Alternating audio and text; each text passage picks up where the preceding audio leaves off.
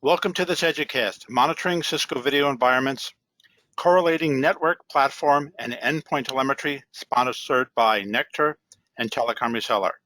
Today we have Stephen Purcell, Senior Director, Product Management at Nectar, and I'm Gary Auden. And as we always do, we talk about our agenda. First thing we're going to discuss is how collaboration is changing, how that affects real-world operations, especially the challenges. What's unique about video versus other real-time applications? Segmenting the problem, Nectar's approach to the problem, and delivering business value.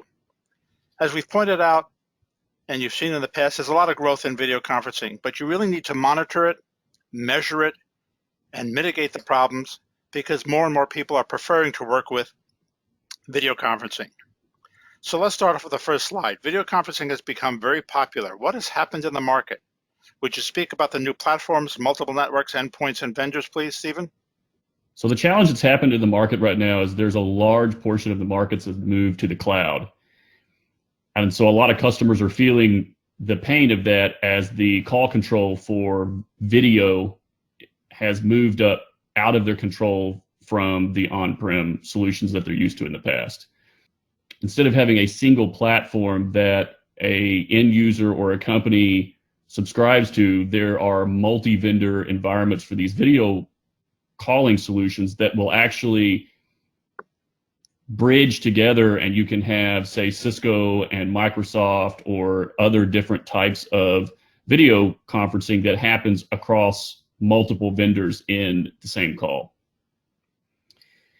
And video has become a major collaboration tool in today's marketplace. A lot of companies that I've been on calls for recently are actually taking on video first mentalities where the conference calls will have the majority, if not all, of the participants actually participating in a video session. This will be regardless of whether they're at offices, work from home, or on the road. This is basically video anywhere now. It is video anywhere, and it's also video from multiple types of devices, which we'll talk about later, that compounds the issue. So let's move on to the word challenges, all right? There's always challenges with technology. What are the operational challenges that are occurring with video collaboration? So a lot of the challenges you have with video collaboration are very similar to what the original challenges were when you started out with voice over IP. So the challenges with video fall along these same lines where you're going to have very specific vendor-based tools that will monitor just that specific vendor's solution and give you information feedback about the specific vendor. You're also going to have network management tools, which are going to give you information about the network that it's running on top of.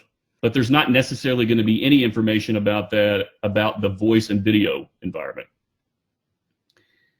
Platform visibility may give you information on on-prem video solutions. Voice and video expertise is going to be needed not just for tier 1, but tier 2.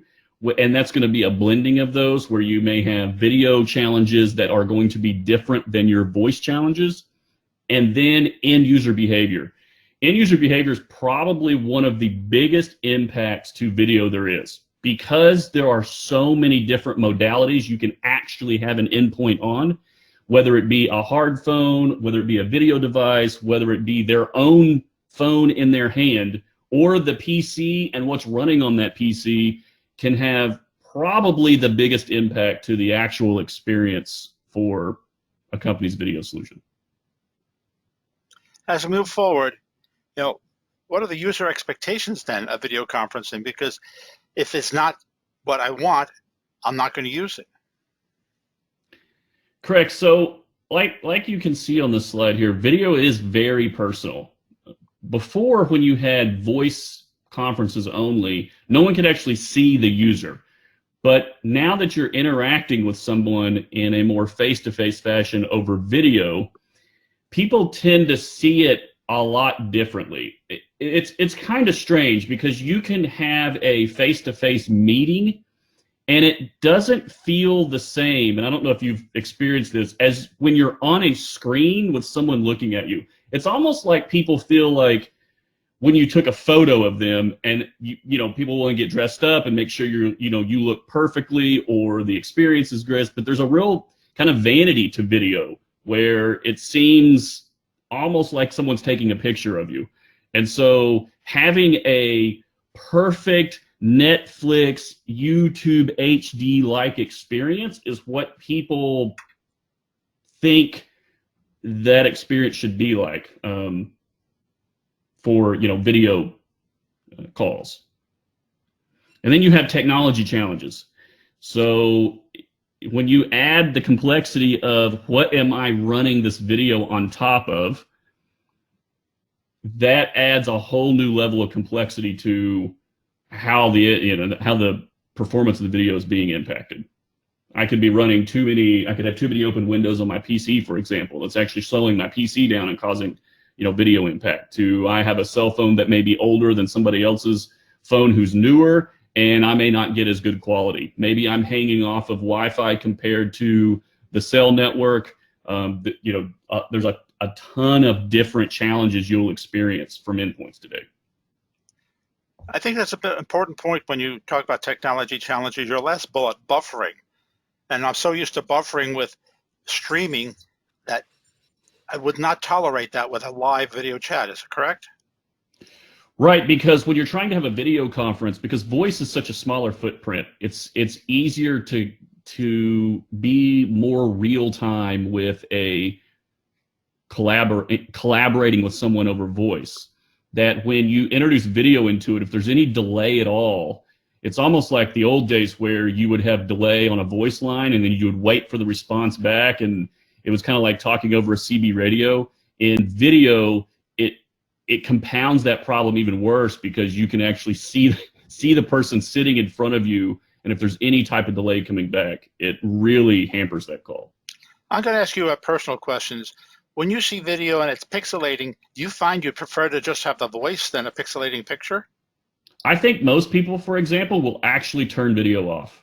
I think because they feel like it's, number one, it could be a bandwidth issue. So I think the knee-jerk reaction for people using video will be to shut the video down, which they think would improve the throughput of the call.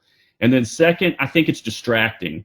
I think while you're trying to collaborate with someone, if you're constantly seeing a video problem, then it's distracting to the call and it hurts the productivity of the call, and so they'll end up turning the video off. Let's move on to the collaboration health domains. All right, you divide collaboration health domains into 3 parts. What are the differences and how do they affect video conferencing? The 3 parts we divided into are platform, network, and endpoint.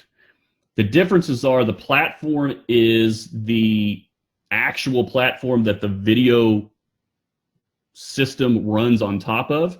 So you could have cloud services, servers, etc., that you're actually running the call control on top of. You have network, which is where the voice and video actually run across.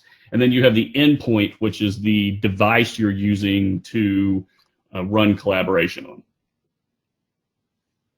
Now, endpoints can actually be more than just the device, the actual rendering of the video, because it may be, you have to include the headsets in there, you have to include the cameras. I mean, there's so many different types of devices that make up that endpoint as a whole, and all of those can affect the experience.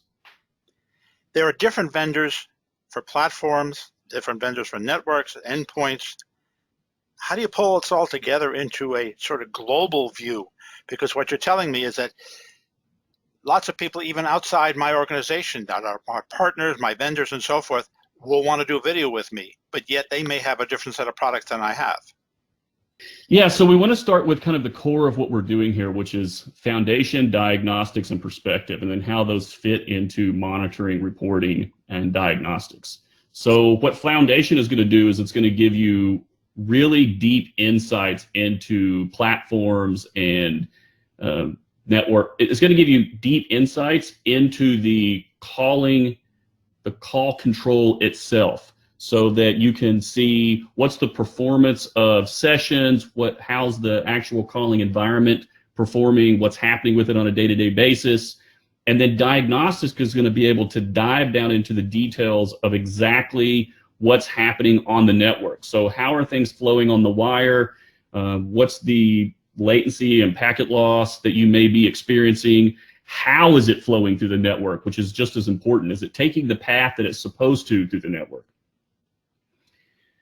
And then perspective is one of those things that's going to be able to go out and give you information based on synthetic transactions through your network to make sure that you're going end to end through your network for QoS the way it should be. Are packets arriving with the correct QoS markings that they left with, and you're making sure that the network is handling them appropriately. Because you have multiple vendors today, I see very few companies that are single platform.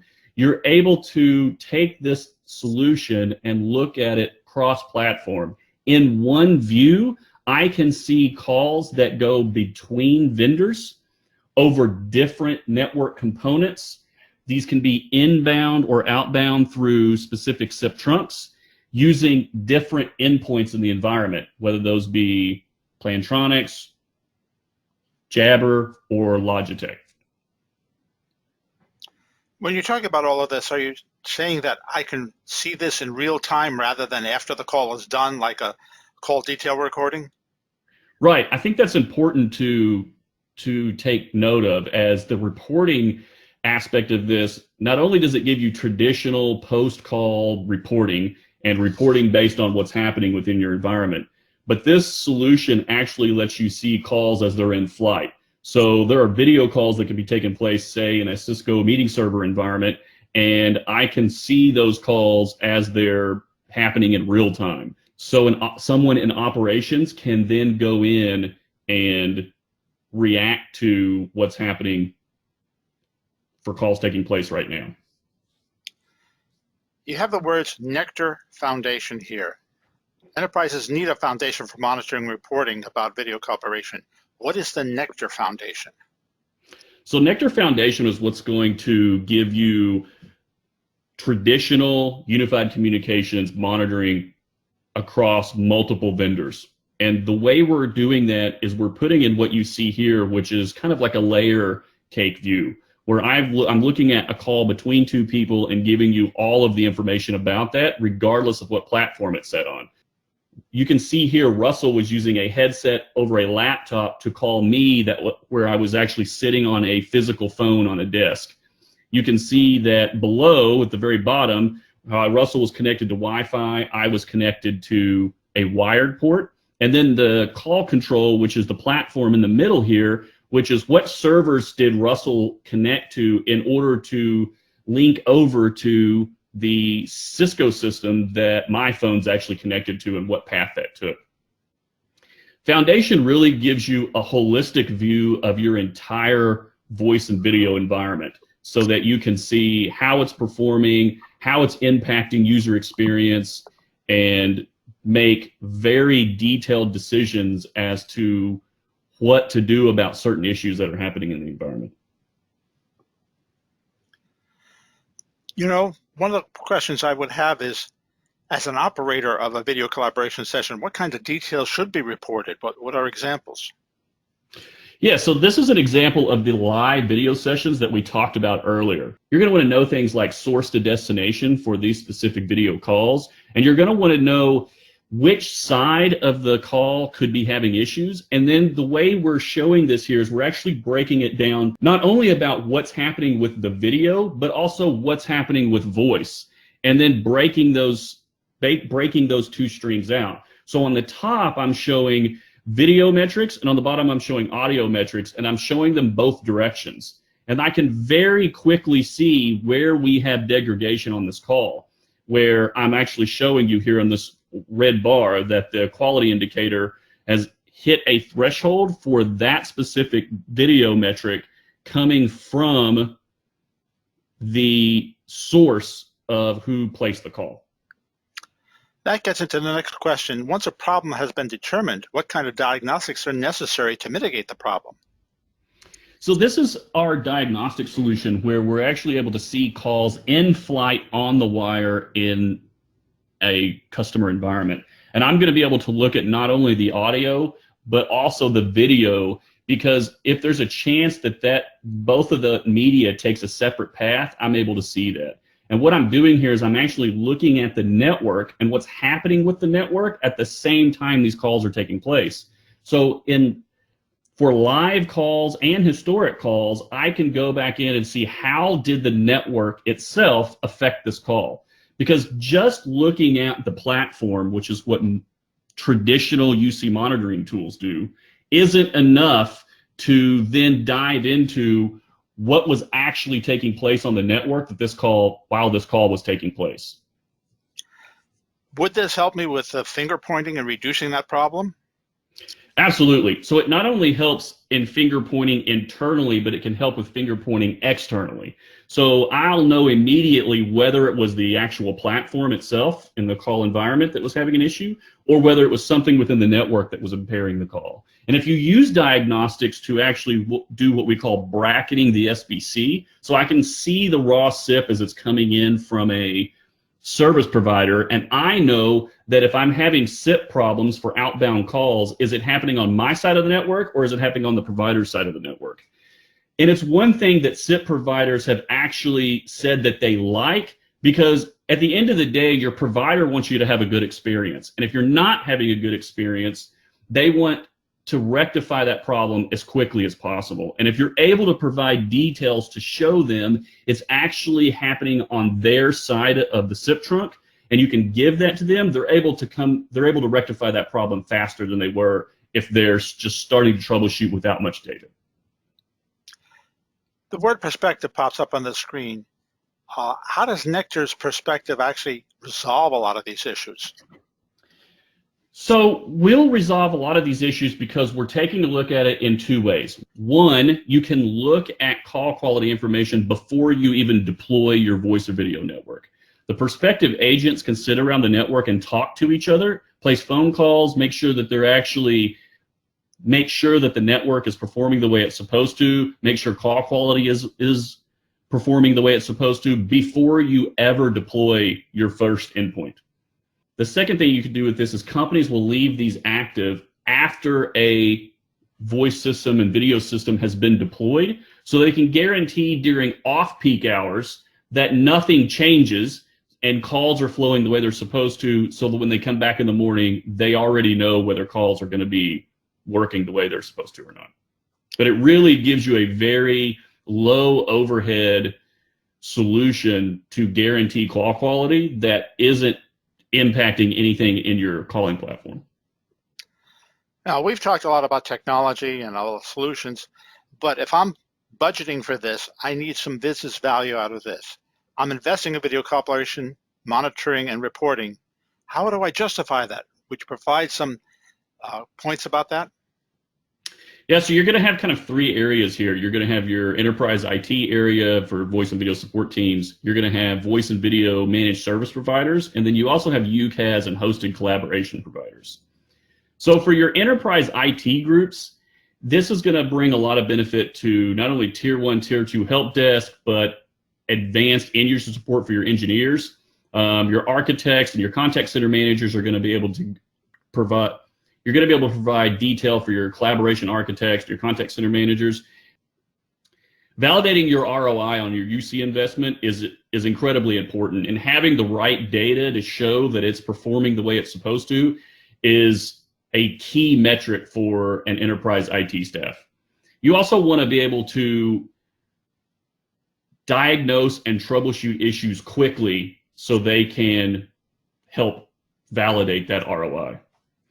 Voice and video managed service providers, they're able to use the solution so that they can ensure their managed service that they're providing to their end user is meeting the SLAs that they have in place with that end user.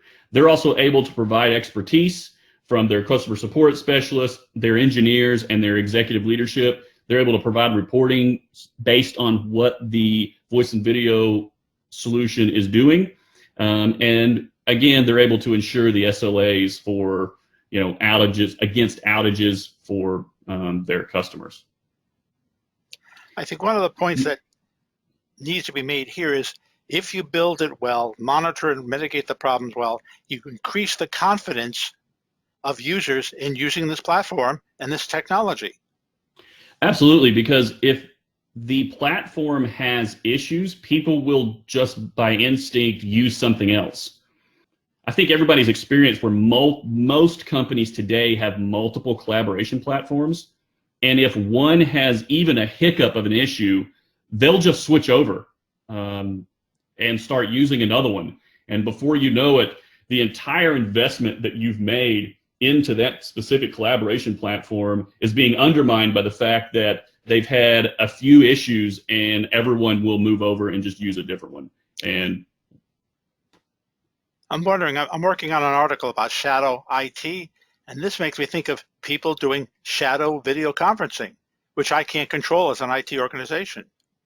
that's right. I've seen a lot of I've seen a lot of use cases where people will download their own app off app stores and then run their calls that way, just because the perception of the internal IT's collaboration system is so bad because of what's happened that they move off of it completely and end up using freeware tools out there to conduct their meetings. I'd like to thank you very much, Stephen, for this information. I have some resources here on the screen where you can take a look at the Nectar Solutions, and the Frost & Sullivan Best Practices report was very interesting. If you need to contact Nectar or request a demo, here are the links for that. And I'd like to thank you again, Stephen, for this very interesting, in fact, a tutorial on video conferencing. Thank you.